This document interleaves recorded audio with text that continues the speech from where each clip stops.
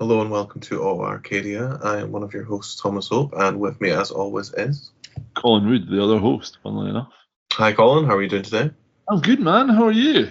Yeah, I am also good, feeling nice and relaxed after a little holiday away. So very Smash. nice.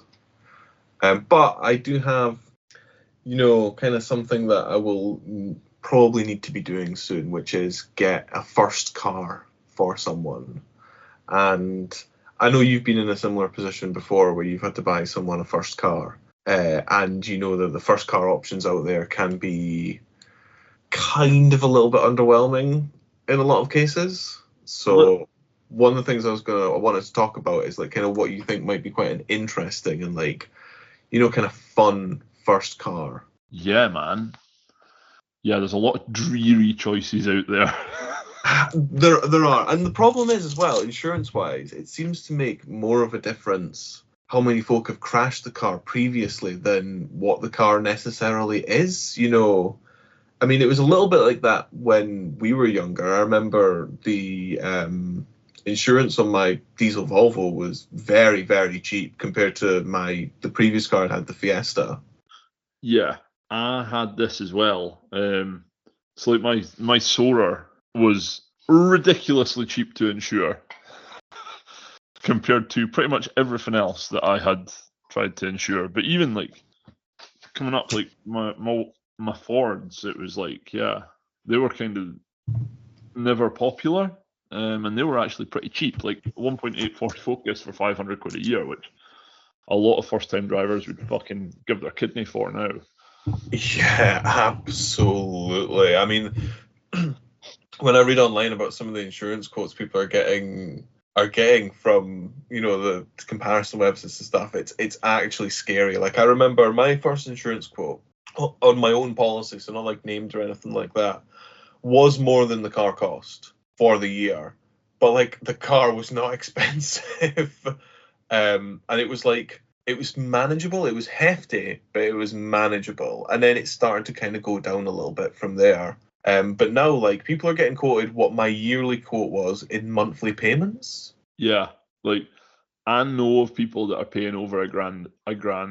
Like, well, I mean, for my missus, we were paying. It's 1,200 quid for a wee Suzuki Swift. It's like, what the fuck is going on here? Yeah, absolutely. So the young drivers the new drivers get punished Yes, they for really literally do. just trying to drive. Yep. And yeah, on the cars, like, because I imagine the quotes for stuff like 1 liter Fiestas, 1.2 Corsas, some of the super minis, like your C1s, your 107s, your Igos. I Yep. imagine they're probably pretty steep, even though the cars themselves very slow, very safe, very good visibility out of them, like ideal cars for people just getting used to being on the road. But people can't really get into them because they're paying just insane amounts. Yeah. Like it's weird because it all works on statistics, but like Yeah. it doesn't matter if your car's easy and cheap to repair, millions of them everywhere, and everything else. If there's loads of them being driven by people in the age bracket of 17 to 19 and they're getting smashed, it's going to cost a fortune. Yeah. You just play the lottery, the postcode lottery on how fucking dangerous your area is for car crime, and then you basically just get shafted by various degrees depending on your age and what car you can afford. Yep, and how many reward points you have. Reward points. Yeah, you get free reward points for breaking the speed limit and stuff. I did think that's what you were talking about, yeah.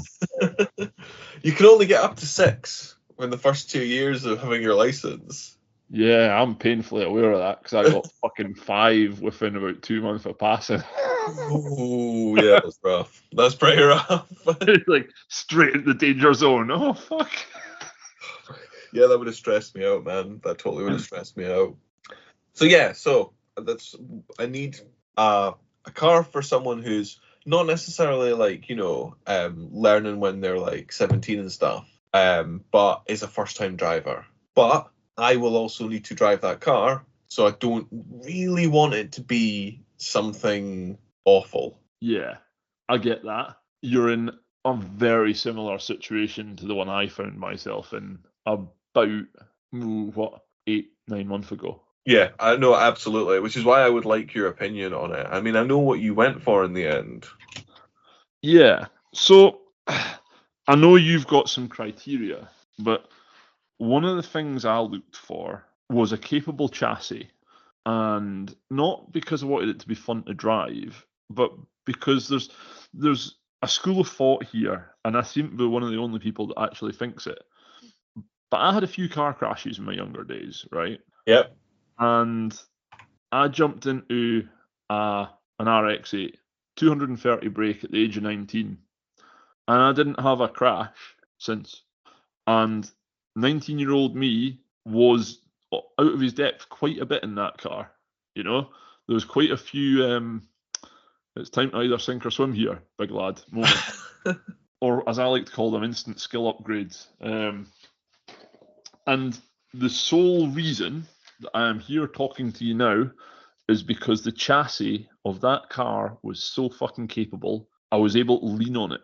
Yeah, I get you. You definitely, I want something that's like, you know, capable, not predictable and capable on the road for sure. Yeah, like you want something where the chassis is capable of so much more than the engine can do, because it puts you inside such a safety envelope for driving that you can make a tit of it, like going into a corner too fast, and you can be reasonably confident that if you are like, right, I'm just going to have to lean on the car here, you just pitch in, keep your inputs nice and stable, and as long as you're sensible going in, like you've been stupid and that's what's got you into this situation. But if you can power through and keep your car steady, you'll make it round. Yeah, I definitely agree with you. Want something where the platform is more than comfortable with any amount of power that car can produce. Yes. And also it should be quite a predictable and quite a neutral platform,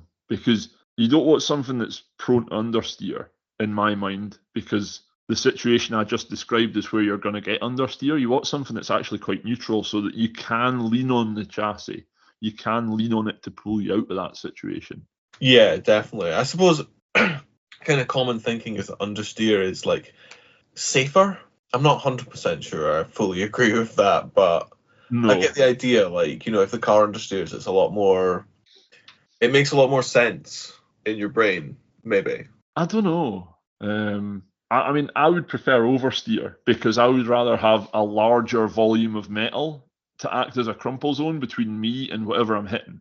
Like, if I'm going to hit a bridge parapet, I want to hit it with the back of the car first, for example. Like, I want as much fucking crumple zone between me and whatever I'm hitting as possible. But the understeer being safe thing doesn't really work, because most of the time, what people run into is going too fast into a corner when they first start. And when you go too fast into a corner, you're generally going to be dealing with understeer anyway. You don't want to make the car harder to fucking control than it already is in that situation. That's my view anyway. Yeah, I mean that's actually kind of fair. Like I do understand. I've definitely thought about an MX-5 might be an ideal first car in a lot of ways. Yeah, I would go with that, dude. I would Like agree. it's not hugely practical, I'll grant you, Yeah. but it definitely fits a lot of the criteria. And like, you know, they can be had quite cheap. They're like, you know, as you say, they're like a good predictable, but you know, good handling kind of chassis and stuff like that. Yeah. Really, you want a momentum car. Like, the sort of thing that a skilled driver could kill giants in is something that would be reasonably safe for an inexperienced driver to drive in, because the chassis is going to be at a level where they can lean on it if they get into trouble. Yeah, yeah, it's definitely a consideration. That's like something that has kind of crossed my mind. And then on top of that, it had to be petrol, because petrol's superior. It had to be reasonably practical and not intimidating. And that was literally it. Like, that was the only criteria I had.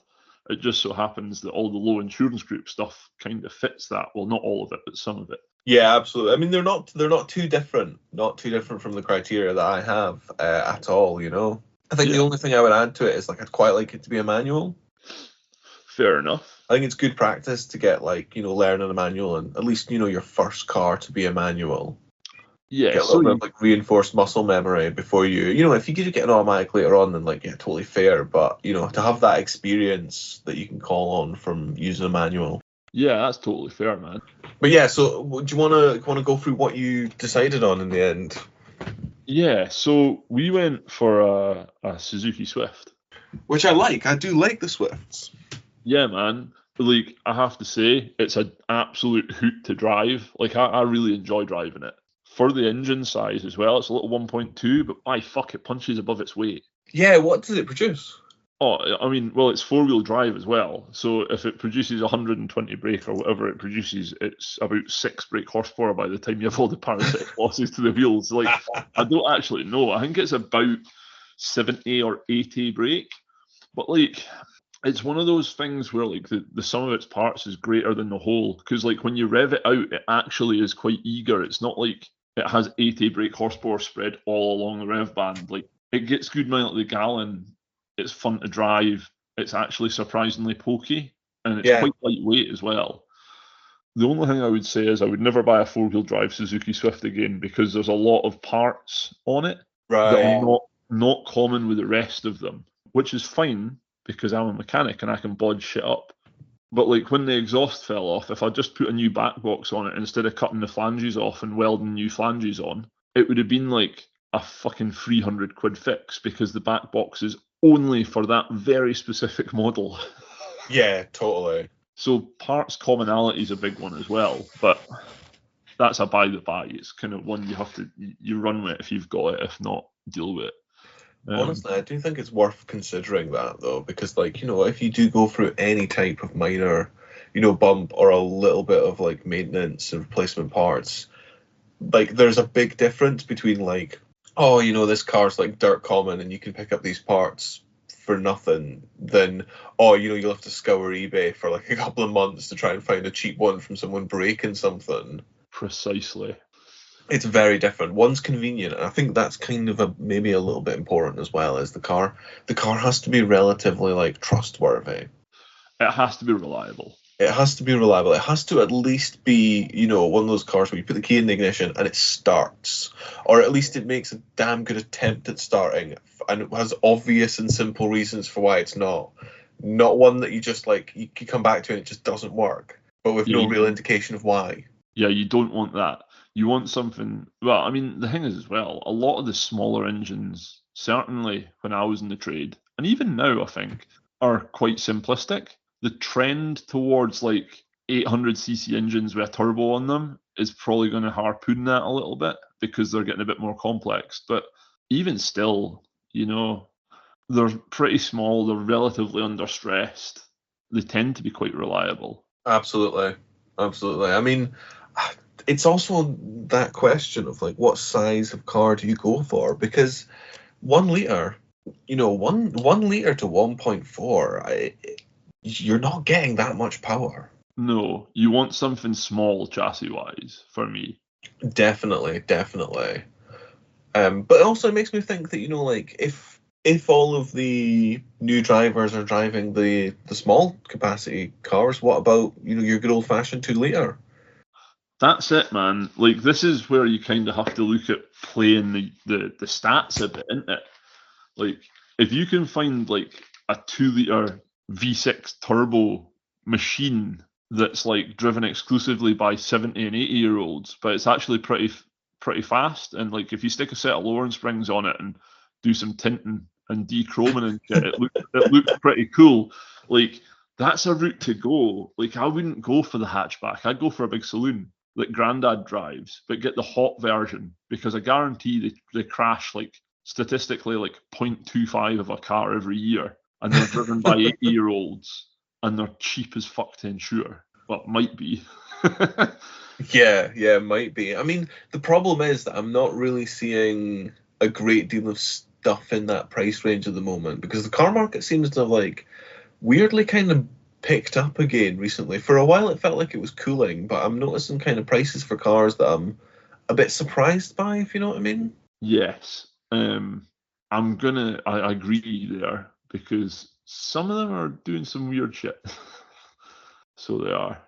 Absolutely. I don't know, maybe my mind's stuck in the past on used car prices, but I think some people are asking a lot of money for like not very much. Oh yeah. It's the fucking opposite of the problem that I always have when I'm buying a car, and that's that I get folk with champagne taste and fucking tenant super budgets. And you get the opposite of people selling cars like that. They're like, oh, it's tenant super, but I'm charging you for fucking champagne, Ken. Yeah, no, absolutely. Everyone thinks their car's the best and super special. That's it, precisely. Especially the dealership that's just bought it from auction. Yeah. Like that morning. It's arrived that morning, straight on the forecourt. Smash it on the forecourt with a 50% markup. Some daft bastard will buy it. That'll do. Make the paint wet so it looks shiny. Didn't even bother washing it. That's the script, like. Yeah, absolutely. I mean, do you know, that's an interesting question, right? Say you were going to see a car and it was absolutely like filthy inside. Like say from a private seller and there was just like, you know, all of their old crap just in the car, like receipts and like wrappers and just like, you know, knickknacks like discarded vapes and stuff, that kind of stuff.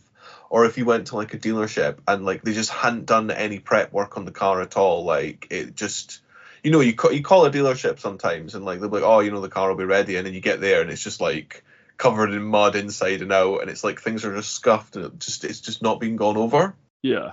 Does that put you off? In a private sale, sometimes. It depends on the type of shit in the car and who I'm buying it off of, right? Because like say private sale, you rattle their door and they answer the door and they're quite clean and they're well presented and the house doesn't look like a total shit tip. But then you go into the car and there's like shit lying about. You're like, you can be relatively happy that you're not going to come across anything hazardous in it, right? But like if it's like I'm rocking up to buy a car and it's like, holy fuck, this is Comanche country. What the fuck am I doing here? And then I rattle the door and they come out in a fucking tracksuit and that, smoking a big dirty roll up. All right, mate, what's happening? That sort of prick. And like his house is a state and he's got a fucking sofa in his front garden and that, and I go into the car and it's full of shit. I'm like, nah, mate, you're all right. I don't need stabbed with your syringes. Go and clean the car out and then we'll fucking talk. Like that fucks me off because I try to clean a car when I'm selling it as well. I would definitely clean a car to sell it. With a dealership, no, I'm not too bothered because typically the people that are trading in at dealerships tend to remove a lot of crap from their cars, you know? Like they'll be taking all their personal stuff out, and when they're doing that, they naturally tend to remove a lot of rubbish. Yeah. And then it's the dealership has to get rid of it before they sell me the car. So I'm not bothered on that front. Like, no. Fair enough. That's really interesting, actually. I find that genuinely quite interesting because I disagree, I think, on the dealership. Like, I've been to dealers and, like, I get it, you know, not everyone has the time or the staff in to, like, you know, properly, thoroughly valet cars, but I've went into them where, like, they're, like, covered in dog hair and they're like just kind of like dirty, and it's like someone's not even opened it to have a look what it's like inside, let alone wafted a hoover or a brush near it, if you know what I mean. Yeah. And I think like unless you literally just got this car, there's not really any good reason for that, is there?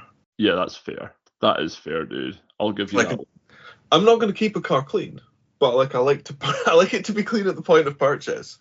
Whereas, like, if I'm buying privately, like, honestly, it's not the best, but also I do sympathise because, like, you know, my car can be quite untidy. It's just I probably would make an effort to actually clean the car when I buy it. It's, like, quite a simple thing to do before you sell something, if you know what I mean. Even if you're still using it, like, because you don't just, like, randomly show up when you buy a car. You message them, and you're like, what time are you free? When can I meet you? Blah, blah, blah, blah, blah. So, like, you know when someone's coming to look at it. Even if you just get a poly bag and just shove all of the rubbish that you kept in there and deal with it later, like, it's kind of like the bare minimum. Yeah, that's it, man. Like, just don't have it looking like a fucking pigsty. I mean, I'm not expecting you to have it fully detailed, but I'm also not expecting it to be like, I'm not expecting to open the door and have loads of cans and fucking used vapes and like fag ends and stuff fall out at me. Like, no, that's not acceptable. I think it was McDonald's bags. That's the ones, man. Fucking McDonald's crap is the worst. I think it would fuck me off more if I was buying one for Bex and we rocked up, because it's not for me. Because like I put up with quite a lot. Like I don't really care. But when I'm buying, if I was buying it for Bex, like I would have a problem if I rocked up and they were like that. Yeah. Absolutely, yeah. No, I can totally get that. You want your partner to have like something nice, and that's disappointing. Precisely. Well, you know what, dude? I think we need to see what criteria you have for getting a first car. Yeah, okay. So my criteria, I don't really care too much what body type it is. I don't really want like an MPV or an SUV or anything like that. It's just a car. Maybe not an estate. I think that's possibly a little bit too big. I think a smaller style car would be great. Maximum price 5,000, and like maybe nothing too recent. I'd quite like to try and get like more car for me money, if possible, by having one that's maybe like a little bit higher mileage, a little bit older, but it's like still a solid kind of reliable vehicle, and it has to be petrol as well. Yeah. Just diesel fine, whatever, but like we do not do enough miles for diesel, so it's going to be petrol. Awesome. I mean, reasonably sensible fucking criterias as well, man. Yeah, they're pretty basic, like I've not specified a make, a model, like a mileage, anything like that, even performance. I just needs to be a car that's pretty good and satisfies those kind of criteria. Yeah. So, well, this is a thing I've been in quite a lot. People have asked me like, what do I reckon?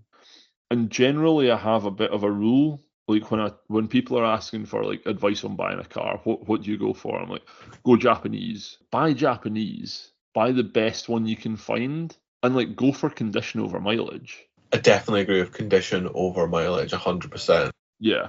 So I mean, what are you finding that you're looking at then, bearing your criteria in mind?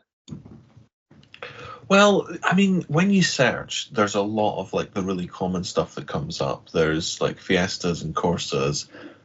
Not overly excited about either of those. If it was a Fiesta, it would probably be one of the older 1.2 Fiestas.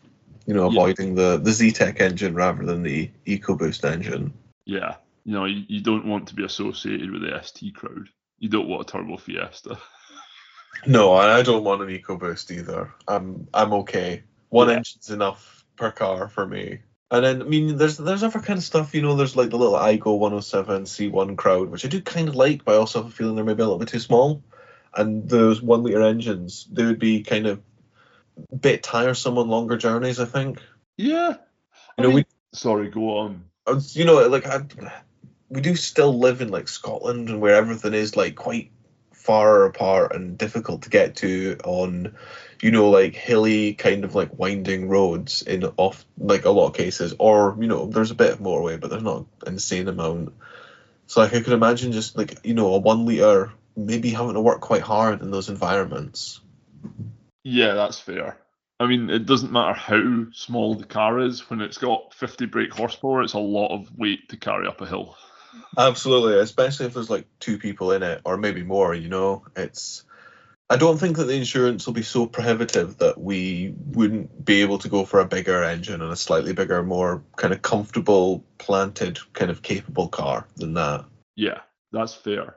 Totally. So, I mean, honestly, the Suzuki Swift does kind of interest me. I quite like the look of them as well, and they're pretty well priced. They are. They were popular enough when they were new that now they're quite common as a used buy, which is a thing that really does help push the price down. Yeah, absolutely. Because I mean, it's the same reason you can pick up Fiestas and Corsas for absolutely any time. What would interest me a lot about Swift is the Swift Sport. Is it a 1.5 in the Swift Sport? It's a 1.6, dude, and Is it 1.6? Yeah, they are meant to. I've never driven one, but based on what like the 1.2 is, I reckon it would be a riot, man. Yeah, I'd really like one of them. I would not feel bad about hopping into one of those at all. And they look pretty cool as well. Like, Absolutely agree. It's just a wee hatchback, but by fuck, they look smart. Yeah, they totally do. So yeah, I mean, let's. Yeah, I mean, they're not too bad, to be honest. I do like the more recent generation of the sports than the first gen, I think. Yeah, I would be looking like 2014, 2013 onwards. I mean, 2015 puts you bang in the sort of Mark II range, which is arguably the best looking one, I would say. Is that the kind of like rounded front one? Yes. One before the generation you own? No, that's the generation I own. Oh, is it? Well, I say the generation I own, the generation Bex owns. Fair, totally fair.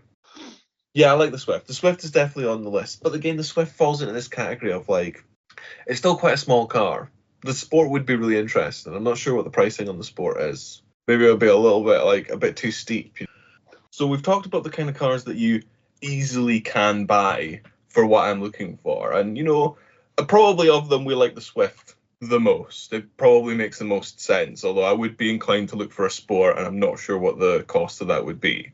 However, I have also had a look, doing a wee trawl online, just kind of a quick one to see what I, could also be got for that price range. And we have briefly talked about the MX-5. So a kind of a 1.8 or a 2-litre MX-5, probably a Mark III, would be quite an affordable proposition, I think, for that price band. But I did also see some way more interesting stuff. I saw a late 90s Alpha GTV with a 2-litre turbo engine, which, in quite an off-putting maroon, in my opinion. Yeah. And I mean, like, that would be it would be an interesting but a terrible first car. It would be a very interesting ownership proposition because they tend to do one of two things. They either work or are horrifically expensive to keep on the road. Yeah. There would definitely be a lot of practice in being broken down. Oh, you'd be a fucking Jedi Master at being broken down. Absolutely, yeah, absolutely. So, I mean, that is a possibility, but maybe a terrible idea.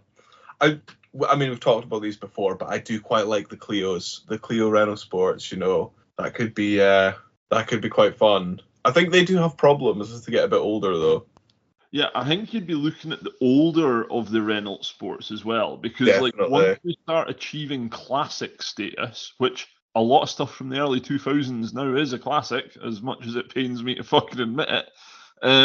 Yeah, like you're in a very different ball game at that point, because the rarity then removes them from the insurance statistics entirely. So it's quite there's some bargains out there, I reckon.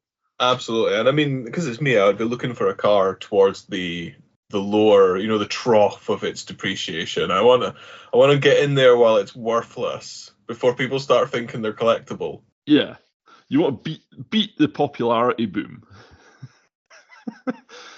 Exactly, but not to speculate and make money, just to be able to afford some motoring. Yeah, that's fair enough. Well, you always want to do that because you always want to sell it when it's worth more than you bought it for, ideally. Yeah, sell low, buy high. Yeah. Yeah, that's it. That's the one. I'm sure that's the way I've been doing it. Yeah. Do you know one as well? I reckon the Mark III MR2. I know you fucking detest them. It's not that I detest them. They're not my favorite. They're not my favorite MR2. I don't detest them. I just think that stylistically they took quite a big step back. Yeah, fair enough. I can't argue with that. I actually really like them though. They would be right at the top of my list of a car if I was to build a car. Be like, oh yes, that could be just the ticket right there. I mean, the platform's got a bit of potential, doesn't it? It does. There's many videos online of K20s having been dropped into them making absolute rocket ships. I don't think they're very heavy either. 800 kilos, I think, is the heaviest one. God, that's nothing, isn't it? Yeah. Absolutely nothing. What else is on your list? I mean, I was looking at some more like kind of big boy cars, to put them that way, like, Octavia VRS, Z4, like a kind of like, like a 2.2 Z4. Yeah, like the smallest one they came with. Yeah. I mean, I don't think any of them would be absolutely out the window. as like a learner's or a first time car. I mean, some of them are like as an ownership proposition are fucking terrifying, but they're probably getting to the point now where you could probably bang them on a classic policy with very low miles and just be like, yeah, smashing. Yeah, no, that's something that I've only very briefly explored, is the classic policy. Yeah. I've only really ever had the MR2 that would probably class as a classic at the time. So I don't know if that was a classic policy I had it on, because I also had to insure my Volvo at the same time, so I'm sure it was like an ad hoc extra. Maybe it was a classic policy. I've absolutely no idea. Because it's funny because I know lads that absolutely swore by it. Like when I was running about, they were like buying classic minis and putting a Cooper engine in them and then banging them on classic insurance policies and paying like 50 quid a month. And I'm like, how the fuck are you doing this? Because whenever I looked at the classic insurance policies, I couldn't get anywhere near it. And it's like, it's the same with specialist insurers though as well. I've never had much success with specialist insurance companies. I've never really tried myself with a specialist insurer, actually, other than if I did use a classic policy. I suppose they're kind of specialists. Yeah. But the problem I had with classic policies, a lot of them they wanted you to be like 25 before they would, before they would even entertain you. Really? Yeah, I seem to remember that. Oh, bugger. Well, I mean, that works for our predicaments, but not necessarily everyone else's, though. Absolutely, yeah, no, totally fine for us. Yeah. Yeah, man, like, a lot of the stuff you've rattled off, especially a GTV, that's definitely considered classic. That absolutely would, yeah. I mean, you could probably get an MX-5 on a classic car insurance, and the Clio Renault Sport you could probably get on a classic car insurance. I mean, I saw a 1.8 Celica, the like the early 2000s Celica. I'm not a massive fan of that car, but I mean, it is different. Yeah, they're cool. They're cool. You know the one that I would have as well? It's not, I wouldn't have the GT4, the turbo one with the 4-wheel drive. I would actually have the SS3. It's an import only one, but it has like super strut suspension and a revision 5 3SGE engine and stuff, which is like cool as fuck. Would that have to be an import? Yeah, it has to be an import for that. For it to be like the blacktop 3SGE, which is like 180 brake, which would be nippy in one of those Celicas, like. Absolutely, yeah. I mean, like, again, with like on the nippy idea, there's also like, the 1.6 Mini JCW. Ooh, yeah. Like, I bet that's probably quite good fun. That's a good chassis. I've driven one before. They're a giggle, so they are. Like, the supercharged one, they're just class. I remember driving behind just like a bog standard Mini. Like, I think it was just like a Cooper or something, nothing, maybe a Cooper S, I'm not really sure, but it wasn't like a John Cooper Works, it wasn't anything like super sporty, if you know what I mean. And I was following it along this kind of like quite wide, quite fast country road, but it was filled with like off camber and like bumps in the road and like undulations and stuff like that. It was like it was quite involved. Like, you couldn't go too fast on it because of the road camber and texture and stuff. And I was like, cutting about in my TT with a set of Pilot Sport 4s on it, and like, very capable on that road, and totally fine. But like, I remember following this Mini and being like, this Mini is I'm not behind this car by any means. Like, absolutely no problem. They are absolutely hoofing down this road, and the car looks absolutely fine. It looks pretty composed. It's not like, when you see a not a sporty car go around a corner too fast, it's like leaning over on its door handles, like you can hear the tires squeal, you can see it actually understeer, like you can see it not be composed. Yeah, Mini looked absolutely fine, and I was like, that's actually kind of impressed me, to be honest. They are a very fine example of a chassis that's capable of way more than the engine has, I have to say. Absolutely. And I think, I don't particularly like the way they're styled, but I can see why people like them. Yeah, I agree. I am not a fan of the styling.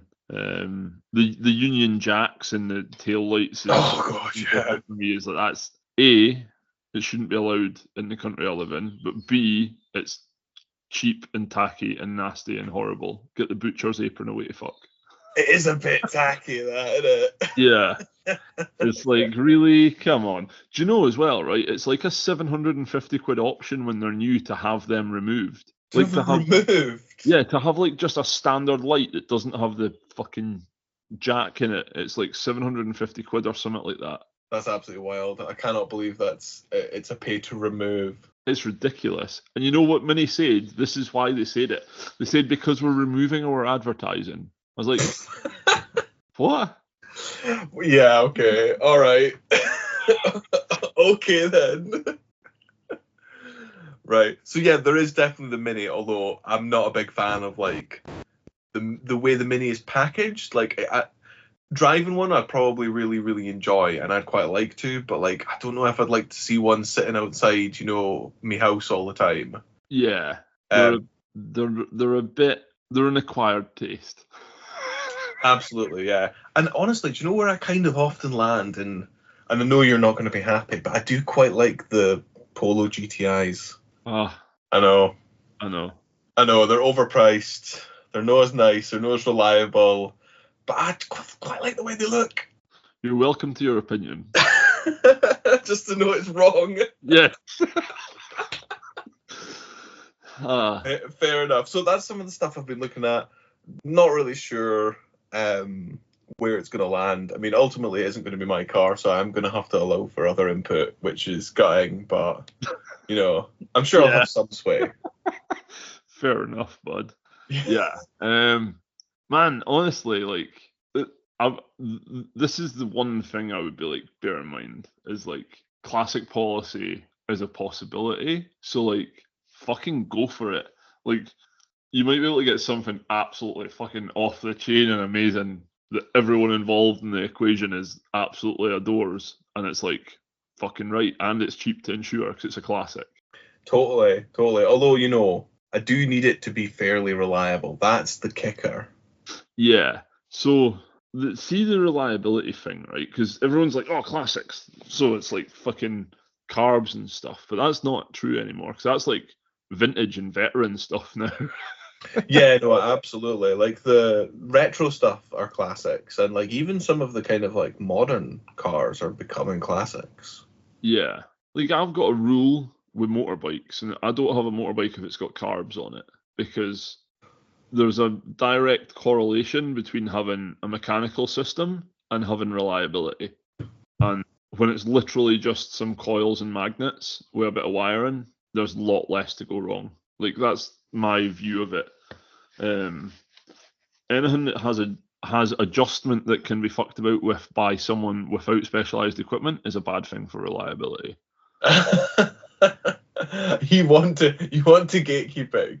Yeah, like I don't want to gatekeep it because I have no fucking interest in how carbs work. I'm cursed with that knowledge. I don't want to know. Like but you don't want to. Yeah, it's like if somebody comes to me with a bike that's got carbs on it and is like, "Can you set these up?" I'm just like, "No." Like, they don't even finish their sentence. No, can't do that. Don't know what they are. Sorry. That's it. Shut down. Fuck off.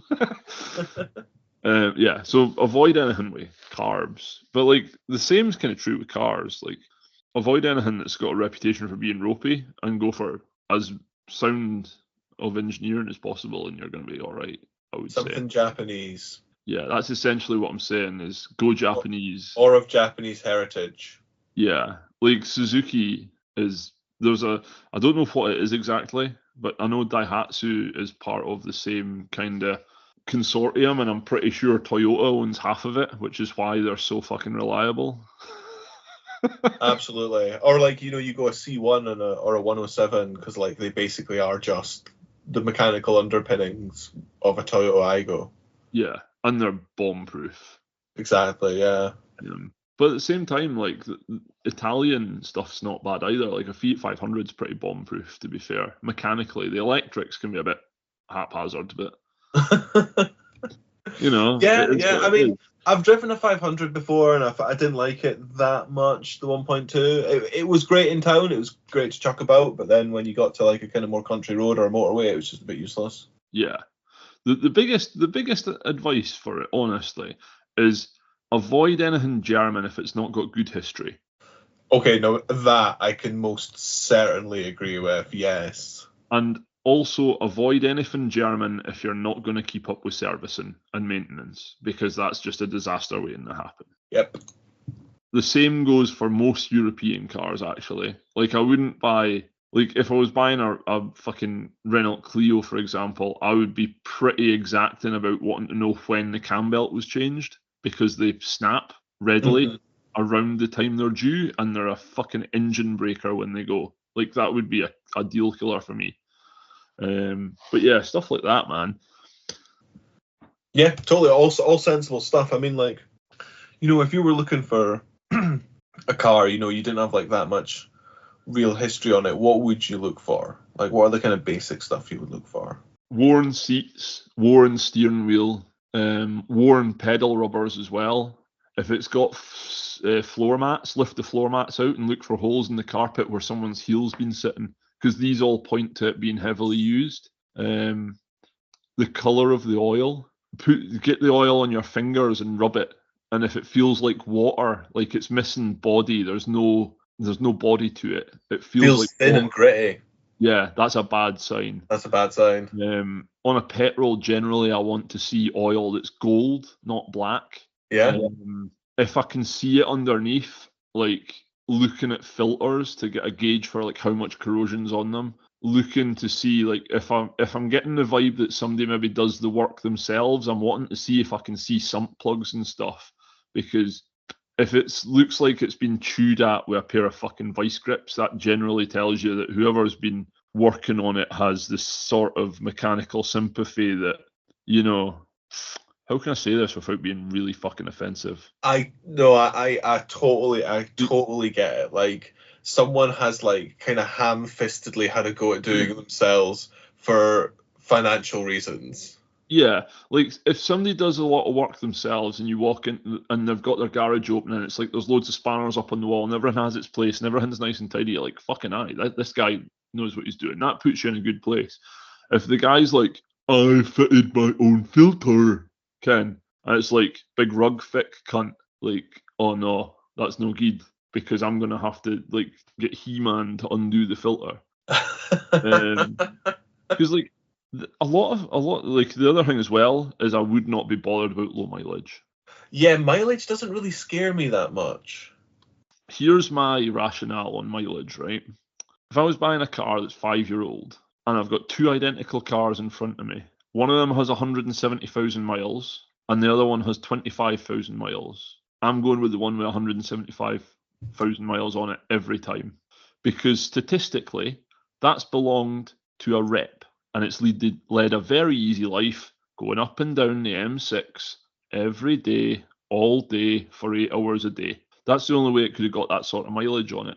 Whereas the one that's been in private ownership has been in a town doing loads of short journeys or not being driven, being bounced over curbs and speed bumps and everything else, right? Now, if you don't use a car, that actually is worse for it than using it, because rubber seals swell, like the amount of cars that are low mileage that have massive oil leaks because they just sit for fucking 20 days of the month and then they get taken out, and because the engine's not turned, your seals have started to swell and you've got a flat spot developed at the bottom, and then as soon as it starts turning, that flat spot gets ripped to pieces. It gets battered senseless by this shaft turning inside of it, and then you end up with an oil leak, and then it starts pissing oil everywhere.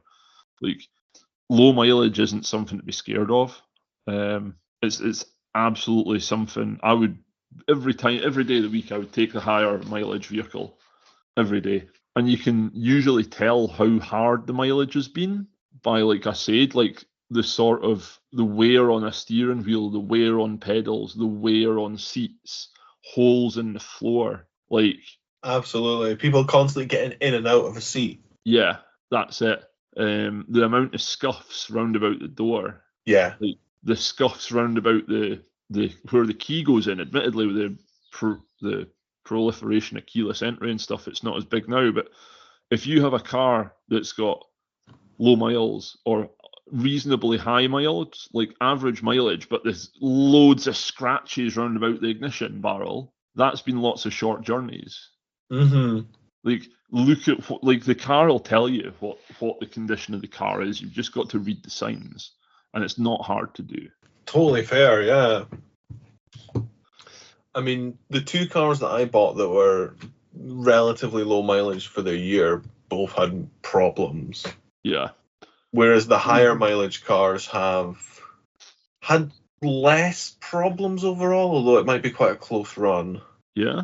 That's why I found that mileage doesn't matter. I get as much bother with the low mileage ones as the high mileage ones. So you may as well go for a higher mileage one because it'll be cheaper. Fair enough, dude. I mean, the most reliable car I ever owned was a Toyota Sora. I'm sure I've said this already, but it had like 200,000 miles on it when I bought it, and when I sold it, it had like 350,000 miles on it, or something ridiculous like that. I owned it for 6-7 years, and in 6-7 years, all I did was replace tires, brakes, filters, and service items, and I replaced a starter motor and an alternator. And both of the parts that are not service items, i.e. the starter motor and the alternator, both had Toyota factory stamps on them. So yeah, which is a good run. A really good run. Like when I replaced those, they were 22 and 25-year-old parts that had done like Starship Enterprise mileages. They'd been to the moon and back a couple of times in realistic terms. Like that's fucking unbelievable. So the engineering of the car matters to start with, but then what the mileage of a car means fucking nothing. Yeah, no, I would agree. I'd rather have a higher mileage, well-maintained car than a low mileage car that has questionable history. I mean, again, like, you know, you see a car that's had one or two owners and is on like a massive mileage, that thing's been so well cared for. Yeah. Like that screams attention and care. Low owner counts and long ownership periods are generally something good as well. Aye, totally. 100%. Yeah, that's definitely something worth looking for.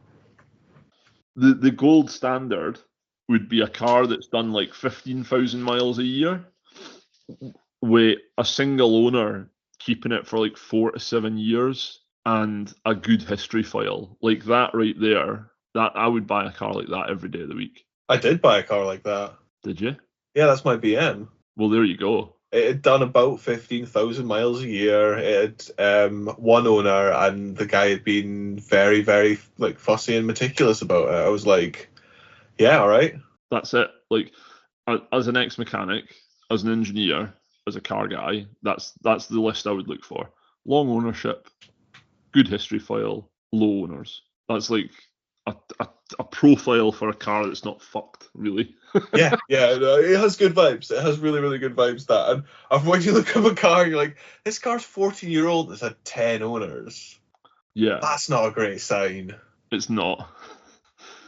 So I think that's us covered first cars. I don't know if there's any useful consumer advice in that apart from what you should look out for when you actually buy a used car. There's definitely some good stuff in there. Yeah. We don't want to be too helpful, man. Like I say, we're entertainment over accuracy.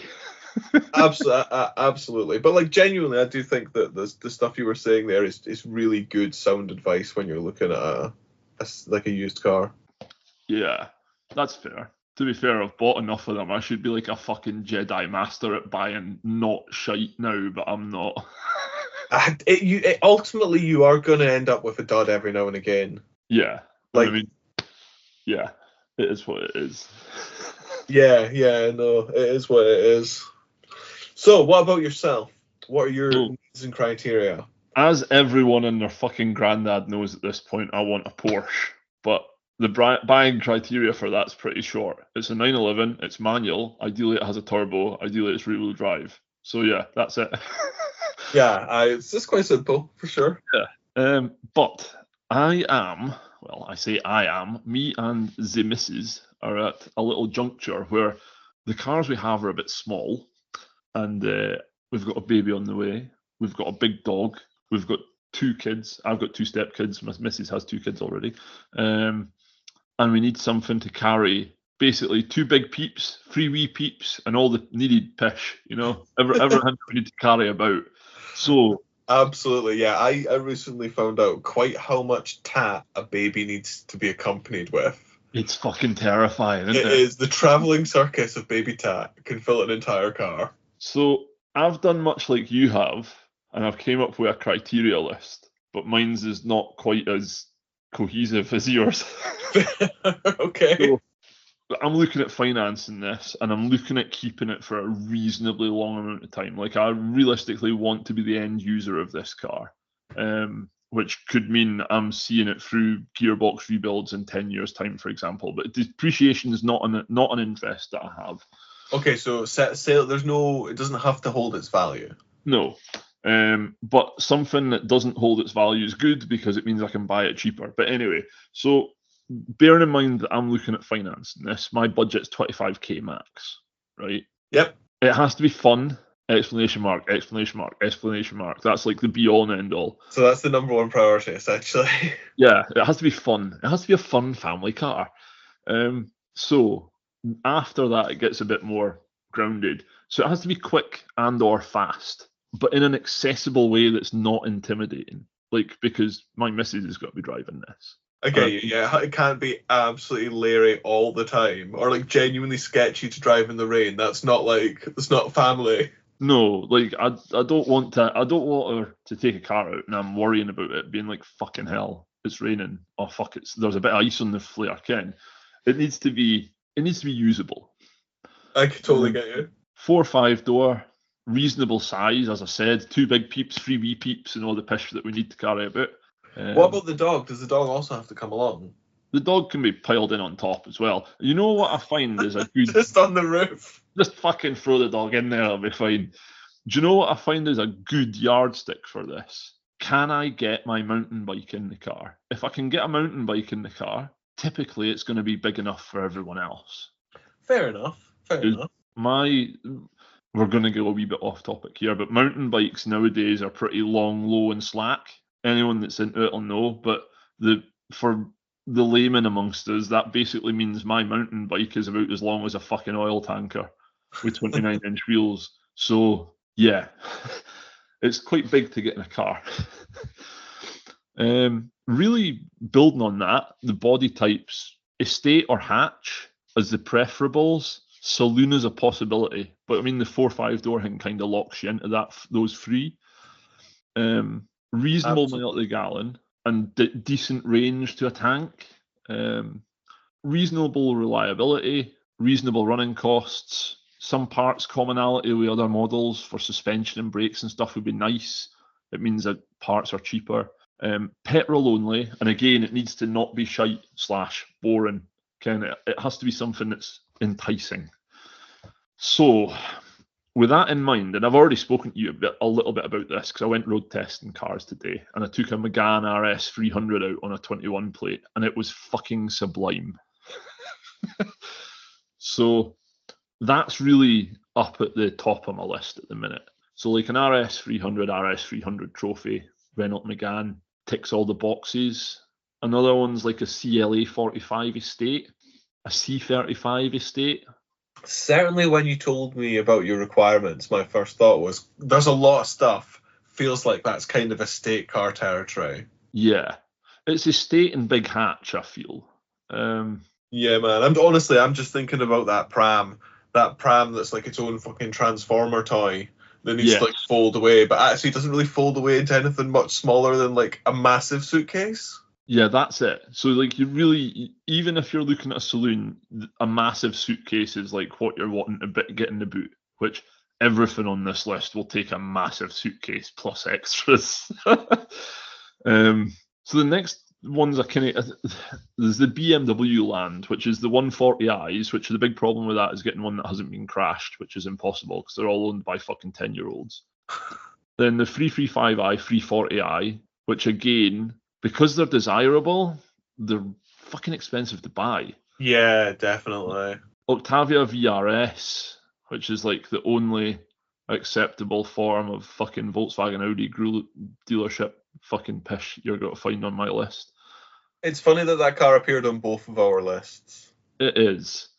Again, it's not something I would go out and look for. Like, yeah, me neither. Yeah. Then we get into some kind of more like, I kind of started struggling at this point. So then I started looking a bit further afield. So like Porsche Panamera is like, if you want to transport your family at great speed and great comfort, not a bad shout. A Porsche Panamera, does that fall into the 25k? Yeah, man, easily. You can get turbo for that. Oh, really? Wow, they've Yeah. not held their value very well. No, they have not. Oh, I Porsche- mean, I've literally just seen the one. I love the Quadriporte. I would have one in a heartbeat, but not as a family car. Think of the Yeah. children. So, like, the thing is, right, I'm a mechanic and I can fuck around with stuff to make it work. So, But like, even getting the parts for that thing. nah, man, it'd be fine. Like, if the suspension goes fucking tits up and they want £1,000 for a shock absorber, I'll just bang £1,000 on a set of coilovers. Job done. But what about like kind of gaskets and filters and consumables and whatnots? Oh, gaskets are fine. I can make them. I make them every day at work. I mean, that is fair. Like, Filters and stuff. Like, the thing is, like, the service parts are never expensive. It's always when something goes bang or fails, you know. like a And gearbox. yeah, like a gearbox for like a quattroporte. But even with that, there's ways and means. Like if a gearbox went on me and it was like, oh, a new gearbox is £17,000, I'd be like, cool.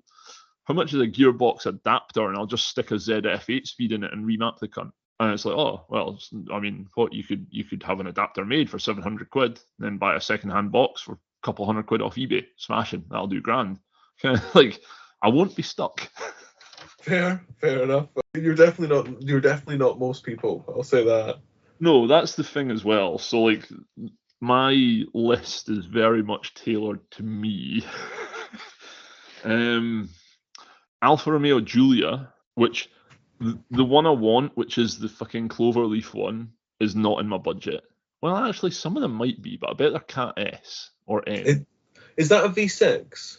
That's is it the V6 or the V8? It's the one with the Ferrari engine in it. It's the twin turbo one with like 550 brake horse. Oof. Okay, yeah, maybe that is a V8. The Quadrifoglio one. Yeah, I know exactly which one you mean. I won't put you through the pain of trying to pronounce that. The other one, Merc S500, a bit of VIP loveliness. Then we've got there's one more here, which is like the 640i BMW and the 650i. Although I'd rather have the 40 because the 50i is not reliable at all. 50 is the V8, isn't it? Yeah. Is the 40 just the inline six? Yeah, man. Right. Okay. So yeah, okay. I can understand why you make that choice. And then my list gets weird and unusual. So there's the VXR8 and the Monaro, which, again, I know I said reasonable running costs, but like on a motorway run, they're doing like 1200 RPM at 70, 80 mile an hour. They're not using they a lot. Not two-door as well? The Monaro is, which actually I'm taking the Monaro off my list because that's a very good shout, but the VXR8 is definitely a four-door saloon. Right, yeah. If I could swing a pickup, I'd have the Maloo on there just because it's amazing. But I don't think I'm hillbilly enough to throw my kids in the back of a fucking the Maloo. Get in the pickup with the sheep, you know. That would be a wild car to import. Oh yeah. On the subject of importing, now we get into my kind of where my history lies, which is Jap imports. So like a Subaru Legacy, a GT, like the 2 liter with the twin scroll turbo, the GTB/R, the one with the 3 liter flat six, which basically you're driving a Porsche in reverse everywhere, which is pretty cool. I mean, if you got a Legacy, you would become intimately familiar with all of the petrol stations in your local area. They're not that bad on fuel, man. I used to own an RX-8. I mean, your bar's completely warped, I suppose. Yeah, it's like everything else on my list. I'm like, reasonable reliability, but there's a Quattroporte on my list, you know. Like my fucking perception of this stuff is just totally fucked. There was a Quattroporte sitting outside a garage near where I work for, it must have been close to 2 months. It sat on the pavement outside, obviously waiting to get something done. But like it must have just taken a really long time to get parts or whatever needed to be diagnosed, but it just sat there for ages.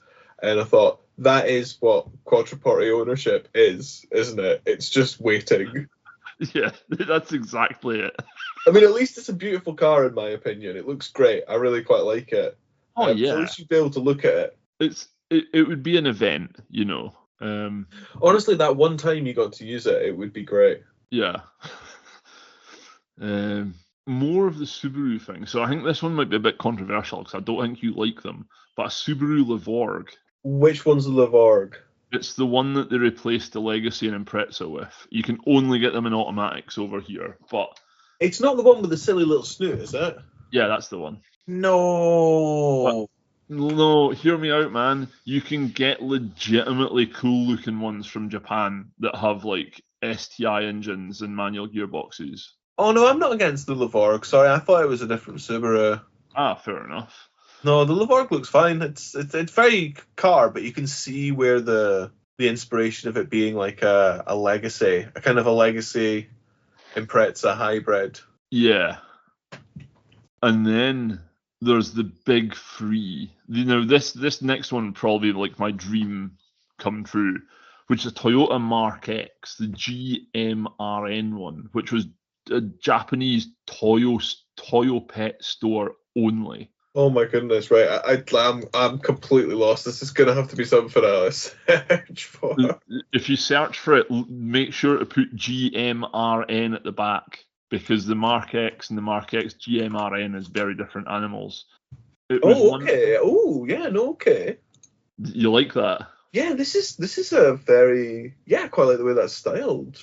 It's amazing. I love them. They've got the 3GR FSE engine. It's basically identical to a Lexus IS 350, which means 3.5 litre V6, NA, high revving. It's basically a Japanese M3. Yeah, no, it does actually kind of have those styling cues as well. And spacious, big, just class.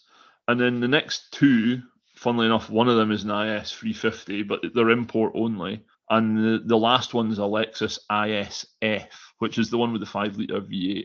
I like the ISF. How much is an ISF? Fucking dear. They're still about 20k. They have held their fucking value well, man.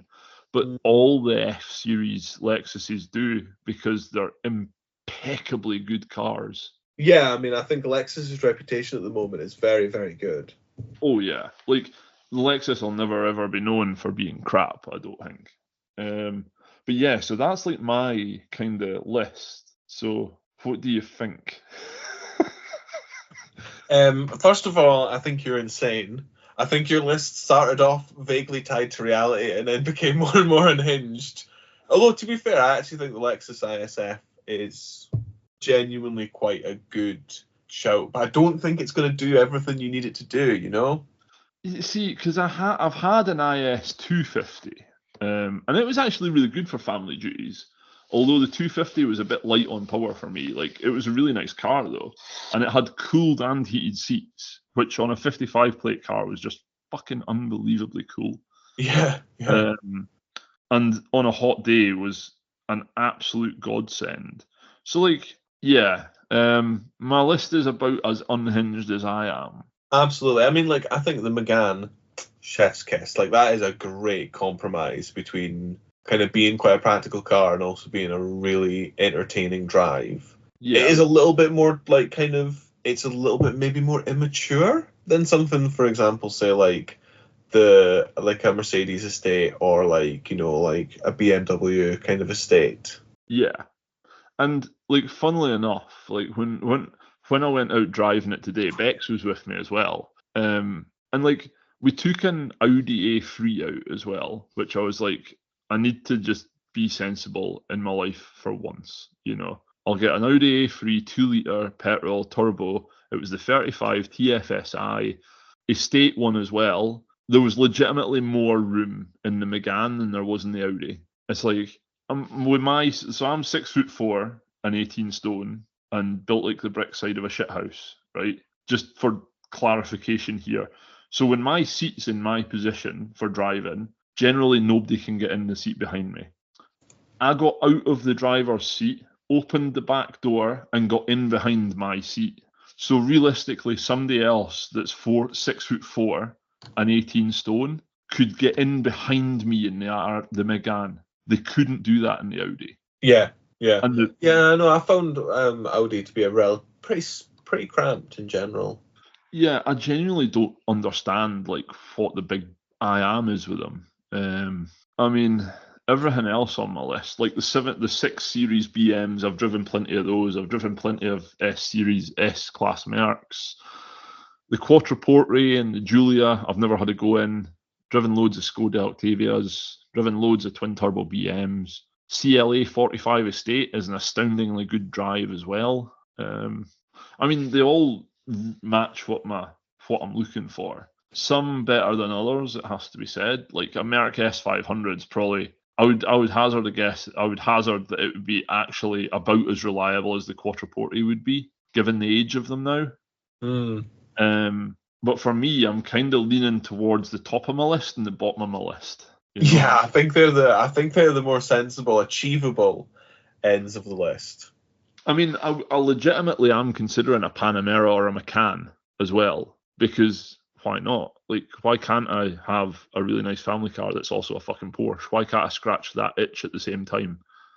Aye, totally. I mean, I've been boosted about in a Macan S a little bit, you know, kind of when they were a little bit newer.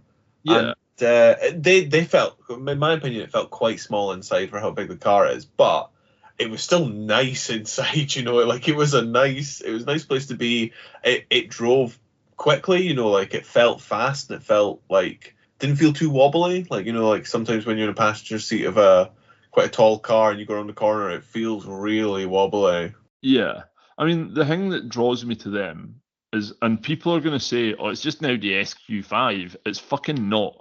It's an Audi SQ5 in the same way that the new Toyota Supra shares its engine with a 140i, and that is that Toyota went back to BMW and said, this is shite, please make 450 changes to make it acceptable to us for reliability, then we'll use your engine. And that's legitimate. You can actually check that if you want.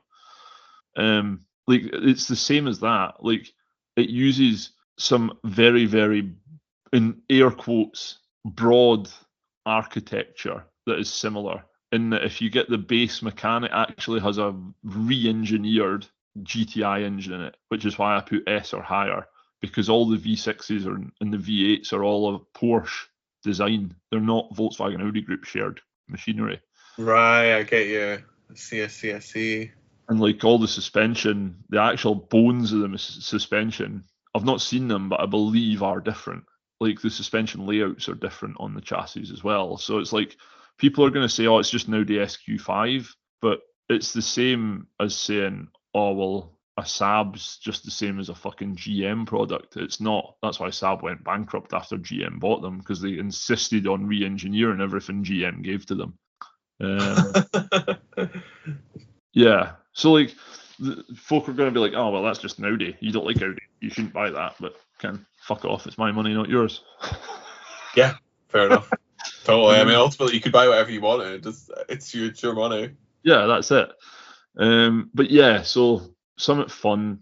So hopefully I've kind of, if anyone's listening that's like, no, I need to buy a fucking family car. I need to get something boring. Something Jewish Racing Gold 7-seater.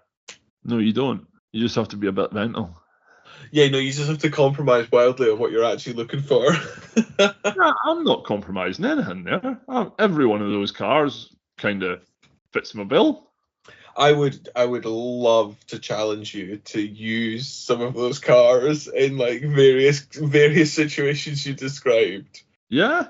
Yeah, man, absolutely. Like, I mean, I think that if I were to ask you to put 2 adults, 2 children, and 1 baby with all of the baby tat associated, including like a pushchair, into these cars, you would struggle with a few of them, I think. I'll give you that on the Giulia and possibly the Quattroporte, but nothing else. I mean, but have you seen how big baby seats are, you know, that go into the cars now? They're like... Yeah, I've got one of them sitting in the house. Like mini roll cages. Yeah, but the other children are small. They don't take up a lot of space at all. So do they just go in like the middle seats? They just get jammed in somewhere. Well, get in that space, you. No, but legitimately, like, I do hear what you're saying. And there has to be some compromises at some point as well. But the realistic point of this is we are fluid enough that in all likelihood, if all 5 of us were ever going in one car, I would probably be like, no, you can actually fuck that idea off. We'll take 2 cars because it's better. And they're like, well, how? Well, I mean, what if we get somewhere and we go for a day out and then it's like, for one reason or another, we have to take the baby back to the hotel. So it's like, well, we'll take both cars. Because then if we can split the duties, there's no need to my mind to have to compromise like that. Yeah, I mean, I do get you. That does kind of make sense in a lot of ways. I mean, your biggest time of ever having stuff to carry would be if you were to go on holiday somewhere. Precisely. 9 out of 10 times, if we're going on holiday, like in the UK anyway, we'll be going down to like Bex's family or to my family. And my family all stay locally, so that's a non-fucking issue. But when we go down the road to Bex's family, it's like Bex's family would be in their car, so like one of the kids can jump in with them if they think it's a bit cramped, or there's loads and loads of different ways in which this plays out. But the stark reality of it is it has to be able to carry 2 big people and 3 little people and all the associated crap. But in reality, the harshness of reality is very rarely it's going to have to do that. Realistically, it's going to be 4 people and the baby stuff, or maybe even 1 big person and 2 older children, or realistically 2 big people and a baby. Like just because you're saying it has to carry 5 people, well, 4 people and a baby, doesn't actually mean it has to do that all the time. That's very true. Very, very true. And like I say, the dynamic safety afforded by pretty much everything on that list, I would rate higher than the comfortability that would come with something that doesn't have that dynamic safety. Totally fair, yeah. I mean, I think what's interesting is both of us are in a way kind of willing to compromise or do something extra just to retain that element of like engagement with the car. Absolutely, yeah. And like the thing is as well, and I have to point this out, like as a witness today, test drove an Audi A3 estate. Right off the back of it, back to back, test drove a Megane RS300, and the RS300 had more boot space, more space in the back, and was nicer to drive. Was a nicer car overall, was better equipped, and looked better. There's no reason anyone would pick that Audi, given those 2, and they were reasonably priced as well. Like both of them were within a couple of £1,000 of each other. Yeah, absolutely, very comparable. So, like, why would you pick the Audi? Why? It's just why, because it doesn't do it as well as the Megane, and they're both family cars as far as I'm concerned. One of them doubles up as being quite possibly one of the better front-wheel drive drivers cars out there, but they're still family cars. Like a Megane, which the RS300 is based on, is a fucking family hatch. Yeah, absolutely. And the same goes for like the CLA 45 estate, and the C35 estate, and the 335i, and the 340i, and the 140i, and you keep going. But unless you're talking about a chassis designed solely as a sports car, everything that you're talking about here is based on a family car, essentially. Absolutely. I mean, you are basically just going to get the sporty or the fast version of the family car. Yeah, and looking at it, like it's within a reasonable cost level. It's within a reasonable amount of expense, I'll say, instead of a reasonable cost level. And really the parallel for me would be here if somebody was like going straight to Mercedes and buying a base model CLA 1.8 diesel.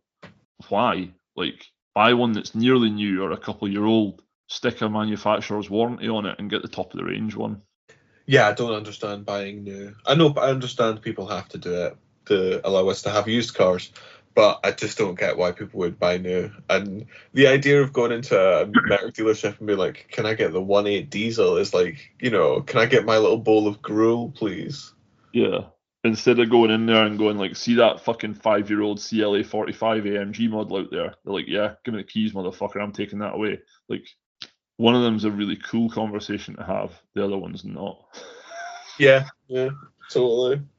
So yeah, no, that's a little There's definitely no advice in what I've just rattled off at all. Like, my advice is to put yourself through fucking hardship. Well, it's not hardship, actually. My advice is that if you are interested in having a nice car, you should have a nice fucking car. You shouldn't make a... Fucking hell, man. The word has totally escaped my face. Life's too short. That's it. Like, don't hold off and buy one in the future, because honestly, by the time you've got the money, it'll probably have become a collector's item and you can't afford it anyways. Yeah, that's it. Just like, get a crap version of what you want, because it's still what you want. Just do it, you know. Like, and I mean, the thing is, say Megane RS 300, there's an RS 280 that's another $5,000 cheaper, you know. So it's like, I can't afford the RS 300. Well, fuck it, get the 280. It's literally got a different gauge cluster in it, and that's it. There's no other fucking difference. And about 20 horsepower, it sounds like. No, because the base RS 300 is actually 280 brake. Oh my god, of course. Oh, I remember the days when the numbers actually kind of had some vague connection to any kind of information. Yeah, but now they're all just fucking aspirational. Yeah, it's like, why? Although if you get the trophy, it actually does have like 297 brake horsepower and a limited slip diff, which is why the trophy is the one I would want. But genuinely, it was a base RS 300 I drove today, and the wheel spin actually made it more exciting. So yeah, but so that's my fucking conundrum, is that I'm looking for a fun family car. So yeah. Yeah, so I mean, if anyone's got any other great suggestions for either of those car criteria, we would quite like to hear them. Yeah, there is one that's just popped into my head, and it was like the Mercedes R63, the R class, which was like a people carrier 7-seater thing. Oh, aye! Did they not have mental power? They did. It was like 400 or 500 brake horsepower. I haven't seen the AMG. But there is an R class just up the road from me, but it is not the V8 like weapon. That's class. Like, that's quality, man. That's a properly good spot. That's a rare car. There was only like 25 of the AMG models sold, which is ridiculous because they sold thousands of the C-class ones. Wait, no. So is it this? No, wait. I'm so confused. Oh, you're the AMG C-Class. I totally get you. Yeah, the one I know is not an AMG. It's just a regular. But the actual car itself isn't particularly common either. No one really was buying a Mercedes MPV. No, it's a bit like the Mercedes vans. They're pretty fucking rare as well. Well, not the Sprinters. They're fucking ubiquitous and they're everywhere. But you mean the Vitos? The Vitos, yeah, the smaller ones. Yeah. They get used for executive buses quite a lot. That's it, man.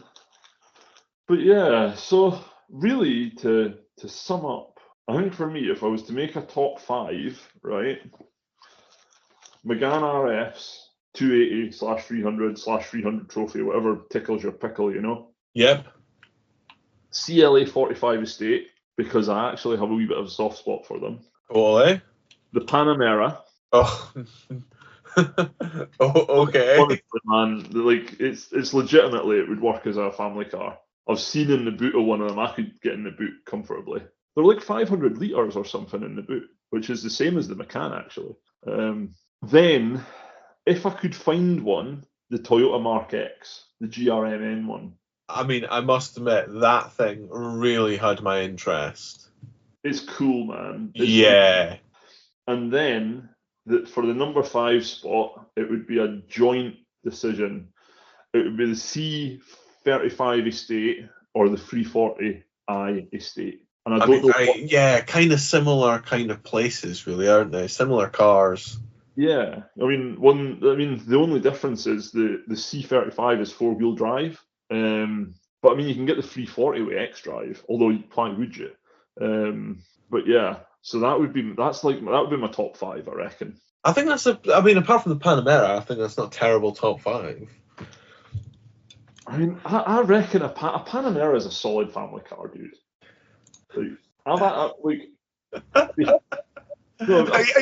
Are you absolutely sure? Yeah. I mean, okay, they're not the worst, all right, I'll give you that, because what they are, they're a V6, yeah? No, the V8s. Oh, the V8. Yeah. And some of them have a turbo sticking on the side of them as well, which is just extra coolness points, you know. What are your thoughts on their styling? I really like them, so I do. Like, I really am quite keen on them. I mean, fair enough. I'm not sure. I don't know. They look. It's weird. I think they look good from some angles, but then others I'm not so sure about. They definitely suit bigger wheels than smaller ones. Yeah. Sorry, right. I've just got it now, right? So they have a 100-litre fuel tank, which is fucking quality. Yeah. The boot space with the seats up is 442 litres. Okay. It's quite a lot. That's one of the biggest in class. And if you get the turbo, it's a 4.8 litre automatic. 4.8 litre automatic. Yeah, and it does 0 to 60 in 4.2 seconds with just under 500 brake and does 188 mile an hour flat out. The kids will never be late for school again. I mean, you know, I love the Quattroporte. It kind of falls into a similar vein of, like, you know, super luxury 4-door executive saloon. So, like, I do get it. I totally get it. Like, being able to get a Porsche Panamera and, you know, just run it as, like, your family car is very appealing. Yeah, it's a bit of a power move, really. I mean, I would definitely prefer to get this than the Macan. Yeah, I mean, the Panamera would be cool, but realistically, it's likely going to be a Megane or a CLA 45. Like, they're the two at the top of the list because they're the most accessible for other people other than me to drive as well. Oh, yeah. Yeah, would you feel uncomfortable if you bought something really, really nice? No, not at all. But I would feel like there may be danger of bumpers getting scuffed and stuff like that. And not through any fault of anyone involved. It's just that is a fucking massive car to put someone that's only had a year's worth of driving experience in. It is a big car, like, you know, even with reversing sensors and stuff like that, you know? So, I mean, there's nothing on my list that would outright worry me because I'm resourceful enough that I can make it work. But the top five, I have to say, outside of the Panamera, I wouldn't have any issue with at all. And even the Panamera, I wouldn't have an issue buying. Certainly. Interesting. You definitely have a lot more possibilities open to you. I think for me, I'm going to look at... I had a look there at the Swift Sports, and the newer Swift Sports are way more expensive than I'd be looking to pay. So I think it looks like it'll probably be like a more bog standard Swift, or maybe I'll look at like an older, you know, Polo. I had a look at this before, and some of the Mark 1 Swifts, but the later ones were actually pretty, like, well, I mean, if we're just going to be talking about like actual cars that are for sale now, do you want to wrap up the episode, I suppose? Yeah, no, let's wrap up the episode for sure. Yeah. Well, folks, that's it. You've had a wee snapshot into the fucking lunacy that is my mind, and you've had a snapshot of the reasonably on the money stuff that Tom was looking at. Yeah. We were both coming at it from a similar place. It's just I think you were a lot more gung ho and enthusiastic. I am a lot less worried about the consequences. Fair, absolutely fair. But yeah, no, if anyone's got like any actual kind of suggestions, we would love to hear them. Like, I always like to hear like a slightly more unusual car. If it's interesting, I'm interested in it, if you know what I mean. Definitely, man. Definitely. And like I say, this is all about trying to love our hobby and do everything we need to do at the same time. So it's a very worthwhile topic to have tackled. Because that's something we didn't really talk about, which is insurance group. Because I did notice some of those cars you were suggesting might have quite a high insurance group. Yeah, but you see, they'll be insured in my name, and it'll be 50-50 usage name driver on it. So I'm not concerned about that. And me and the insurance industry have a checkered past, we'll say. Yeah. I'm not a big fan of the insurance industry. I don't want to go into them today because that's a rant. That's like an actual angry rant. Yeah, that's rage bait right there. Yeah. So I think we'll leave this episode for now. Thank you very much for like listening. Maybe like you learned something about the UK car market through this. I know I certainly didn't. Sorry, do continue. That's okay. Yeah, so yeah, please like and subscribe, leave us some feedback, leave us a comment, review us, just, all the things. Thank you. Toodaloo!